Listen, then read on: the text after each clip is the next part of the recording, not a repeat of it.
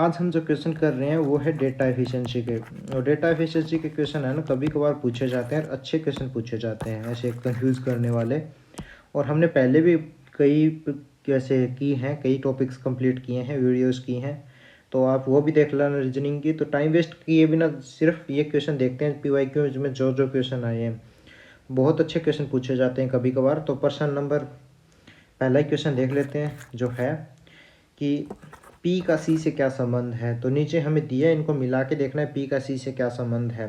तो H S और P का इकलौता भाई है, तो S और P का इकलौता भाई कौन है? H है। H भाई है S और P का, इन दोनों का भाई है H, ठीक है, कोई बात नहीं। P L की पत्नी है, ठीक है, P L की पत्नी है, L की पत्नी है, तो P पत्नी है, ठीक है। P का इकलौता भाई है H, P पत्नी है किसकी? L की, एल की पत्नी है, जो डी का दामाद है। तो पी का, इसका जो पी का फादर क्या हो गया? डी हो गया, क्योंकि ओके, पी एल की पत्नी है जो डी का दामाद है, यानी कि एल है वो है डी का दामाद। तो ठीक है, इसका बाप डी हो गया, पिता डी हो गया, पिता या माँ जो भी मानो, एक बार के लिए हटा देता हूँ मैं क्योंकि हमें जेंडर नहीं पता है। डी एस की माँ है, जो डी है वो माँ है किसकी? एस की, ठीक है। तो ये जेंडर में, क्योंकि ये आपस में भाई हैं, तो ये इसकी माँ हो गई, फीमेल हो गई। और टी सी का दामाद है, जो टी है वो दामाद है सी का, तो सी का कहीं जिक्र है ही नहीं यहाँ पे, और ना ही टी का जिक्र है। तो हम तीनों लाइनों के आपस में मिला भी लेना तो भी है आंकड़े है ना, वो पर्याप्त नहीं है कि हम पी और सी का लिंक बता दें क्या है। तो हमारा जो सही आंसर होगा ना, वो सही आंसर क्या होगा कि 1, 2 और 3 तीनों को मिलाकर भी जो आंकड़े हैं ना, वो पर्याप्त नहीं है। तो ऑप्शन नंबर ए। अब चलते हैं नेक्स्ट क्वेश्चन पे। ऐसे ही क्वेश्चन आते हैं, हमें बस ध्यान से देखना है और कुछ नहीं करना। बैंक में चयन के लिए कुछ मापदंड हैं, जैसे कि उम्मीदवार को 60% के साथ स्नातक होना चाहिए, उम्मीदवार को 70% न्यूनतम अंक होने चाहिए, और उम्मीदवार के पास कंप्यूटर क्या है, फंडामेंटल में सर्टिफिकेट होना चाहिए।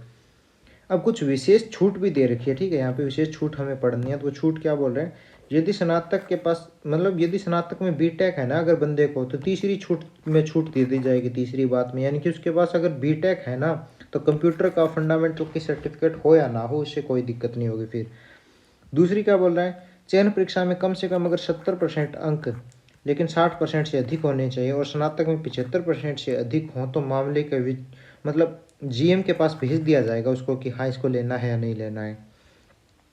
अब स्थिति देखते हैं हम कि जो विजय है उसके पास, उसको हम लेंगे या नहीं लेंगे। तो चयन परीक्षा में 70% अंक है उसके, ठीक है, 70% अंक है, और हमें चयन परीक्षा में कितने अंक चाहिए? 70% अंक ही चाहिए। तो पहली लाइन में हम क्या करेंगे, ये वाला तो सर्टिफाई कर रहा है, वो कंप्लीट कर रहा है।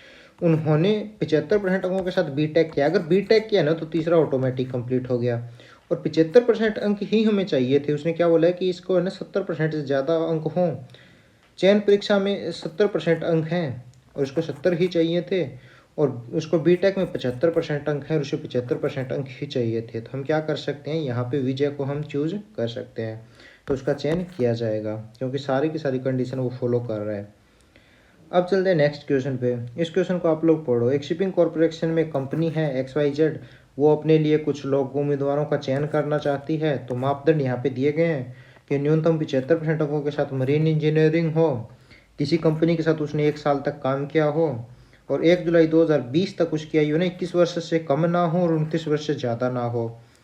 तो सामान्य परीक्षा में जिसके ना 75% अंक हों। तो हमें क्या करना है, हम यहाँ पे देखते हैं, हमें अनिरुद्ध एक कैंडिडेट दिया हुआ है, इसके देखते हैं हम। तो अनिरुद्ध के जो नंबर आए हैं वो कितने हैं, ये चीज़ हमें देखनी है कि इसका चयन हम करेंगे या नहीं करेंगे। तो इसकी जन्मतिथि देख लेते हैं, 12 मार्च 1993।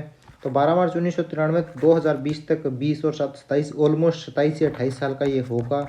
तो यानी कि यहाँ से तो 21 और 29 के बीच में है। तो पहले वाला तो सही है, तीसरे वाला तो ये कंप्लीट कर रहा है। 61% अंकों के साथ मरीन इंजीनियरिंग होनी चाहिए। मरीन इंजीनियरिंग में ना 65% कम से कम चाहिए, लेकिन इसके पास 61 है, तो इसे यहाँ पे काट दो। अब यहीं से हमें क्वेश्चन को ऐसा नहीं टिक करना है, किसी को चेंज नहीं करेंगे, हमें आगे भी देखना है कहीं पे कोई रियायत हो या कुछ और दिया हो, चेक कर लेंगे। उन्होंने एक प्रसिद्ध कंपनी के साथ 14 महीनों तक काम किया है, यानी कि 1 साल से ज़्यादा का उन्होंने काम का एक्सपीरियंस है। पिछले 2 वर्ष से एक कंपनी में सुपरवाइजर के रूप में कार्य कर रहे हैं। उन्होंने परीक्षा में 80% अंक प्राप्त किए। परीक्षा में उसे 75% अंक चाहिए थे, 80 उसने ले लिए, तो ये भी ठीक है। लेकिन कहीं पे भी ये नहीं दे रखा है कि ए में छूट दे दी जाए, तो यहाँ पे ए जो कंडीशन है ना, वो ये फॉलो नहीं कर रहा है, तो हम सीधा यही बोल देंगे कि उसका चयन नहीं किया जाएगा।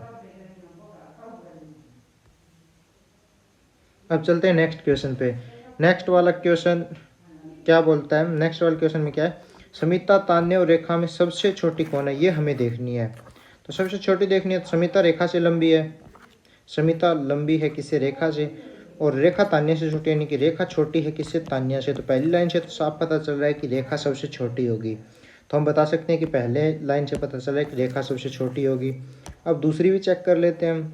रेखा सुरभि से छोटी है, रेखा सुरभि से छोटी है, और सुरभि समिष्ता से लंबी है, तो सुरभि लंबी है किससे से?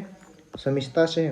और यहाँ पे क्या बोल रहा है? तान्या सुरभि से छोटी है, तो सुरभि से छोटी है तान्या। तो यहाँ हम तीनों में नहीं बता सकते इनमें कि सबसे छोटा कौन है, और दोनों को ऐड करके तो वैसे क्या ही बताएंगे सब, क्योंकि पहला इकलौता ही काफ़ी है।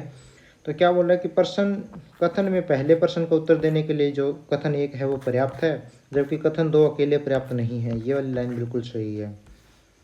अब चलेंगे नेक्स्ट क्वेश्चन पे। अच्छा, आज के कंप्लीट हो गए, तो इतने ही क्वेश्चन थे आज। मुझे इतने ही क्वेश्चन मिले पीवाई क्यूज में जो थे। तो उम्मीद करता हूँ आपको वीडियो पसंद आई होगी, और कमेंट में आप बताओ। तो मिलते हैं नेक्स्ट